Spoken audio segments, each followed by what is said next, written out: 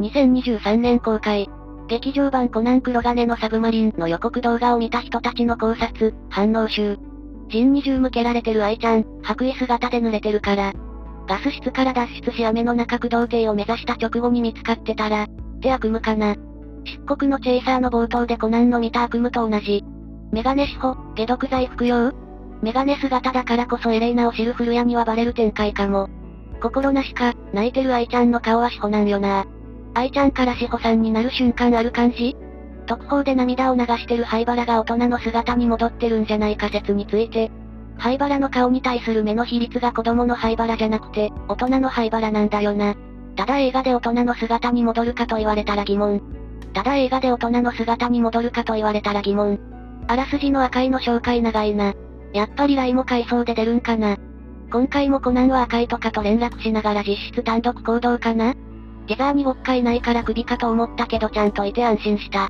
博士とカーチェイスしてるっぽい車のナンバー429だな。4月29日が立木文彦さんの誕生日だからウォッカの車か？安室と赤井の車のナンバーも声優さんの誕生日だったよな。赤井さんの狙撃が見たいと思うものの、水の中で銃弾って届くのでしょうか？赤井さんなら届きそう。灰原救出するならコナンはもちろんだが、赤井は沖合に活躍してほしい。ただ遠距離狙撃がお得意な赤井は船とは相性悪そうだ。狙撃以外のスキル発揮してくれたらいいけど。対潜水艦にはヘリからの狙撃が一番有効らしいから、赤井はヘリから潜水艦の狙撃する役だと思う。赤井さんは今回は表だって出れんからな、裏でどう動くんやろ楽しみ。7年ぶりに黒の組織のメンツが出揃うわ、さらには2年ぶりに赤井さんが参戦するわ。もし今回も赤い VS アムロするなら、純国のような肉弾戦じゃなくて、頭脳バトルしてほしいな。まあ本筋、愛ちゃんの尺が足らなくなるからしなさそうだけど。去年に引き続きアムロさんが登場するわ。黒金のサブマリン、鑑賞回数最低10回確定だな。今回アムロさんはバーボンとして出てくるのかな？今年は古谷さんがヘリに乗って、来年は赤井さんがヘリに乗るんか。バーボン、珍しくハイネック着てるけど、ジョーカー型変声機つけた赤井さんの変装、じゃないよね。白鳥警部が出演するはずなんだけど、どこで出てくると思う？めっちゃ気になるんだが。正直、怖いに恋愛要素は求めていない。求めてる人いたらすみません。今までもこれからも変わらず相棒でいてほしい。お互いのこと分かってる相棒な感じが大好きなんだよ。南さん、めぐみさんも言ってたけど老夫婦みたいよね。まあ要するに今回の映画めちゃめちゃ楽しみです。もしや、コナン君、ハワイで親父に教わって潜水艦操縦し出すかもしれん。結論言っちゃうと灰原の正体がバレることはないだろうね。ただ、バレる？バレない？みたいな宣伝で言ってほしいんだよな。その方が話題性があるからね。でもバレる可能性がゼロではないと思う。漆黒、純黒みたいにオリジナルキャラクターにバレるパターンもあるからね。あらすじ読んでまた難しそうな内容だなと思った。複数回鑑賞はするね。今回の特報のうちどれぐらいが本編シーンか。ハロ嫁の最初の特報で流れためちゃおしゃれな BGM って本編では一切使われてないのほんともったいない。今回の特報のも使われないのかな。ラムのアニメ映像をレギュラーよりも早く見れるとは。黒の組織関係だし異次元のスナイパーがあったから。今回の映画も、ラストに本誌よりも早い情報解禁とか、期待しちゃうよね。個人的予想はカラスマの素顔公開とかかな。誰も助けることができない最大の危機に、助けてくれるのは彼しかいないだろ。そう、諸伏広光。多分、宮野志保の状態で黒の組織と対峙して、海の中で愛ちゃんに戻るから、愛ちゃんイコール宮野志保って、黒の組織にはバレないで終わるんじゃないかなと予想。すでにベルモットにはバレてるけど、陣に銃突きつけられてる愛ちゃんは、漆黒のチェイサーのコナン君みたいに夢だと思う。天国へのカウントダウンの時は、愛ちゃん死のうとしてたのに、今回は助けてって言ってるの、行きたいと思ってる感じ出てていいよな。絶対今言うことではないんだけど、いつも冷静な愛ちゃんが涙流してるの。かわいい。特報のラム、座席にもう一台スマホ置いてるように見える。手にしてる黒い方が iPhone14 で置いてる白いやつは SE あたりか？いいなぁ。割とコアなファン向けって感じがするな。今までのこと知ってるとグッときそうな雰囲気。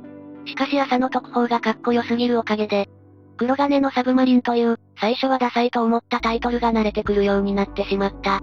サブマリンは潜水艦&ビールのショットを沈めたカクテルとのダブルミーニング。魚影はラム、寿司屋の影&潜水艦、イコール魚の影に沈んで消えそうな灰原とのダブルミーニング。みたいな感じかな。黒金はそのまま、黒の組織&鉄の潜水艦ということだろうけど。ちらっとラムが映る時に乗ってる車にも似てない？ラム、組織で活動する時は義眼を隠さないんだね。初期の灰原は命を軽視してたところがあったけど、現在の灰原はいろんな人に守られてピンチになる場面がなかったから、嬉しかった。あらすじ読む限りだと、純国のノックリストが誘拐された女性の USB で、危険にさらされるのが、灰原になっただけなようにも見えちゃうな。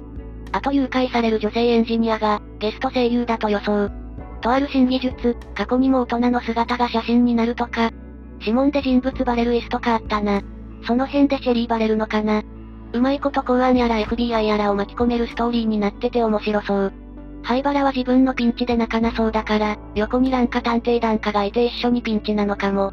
今回ラーンって叫ぶ高齢のやつないんじゃないの？明らかに灰原を探して潜ってるし。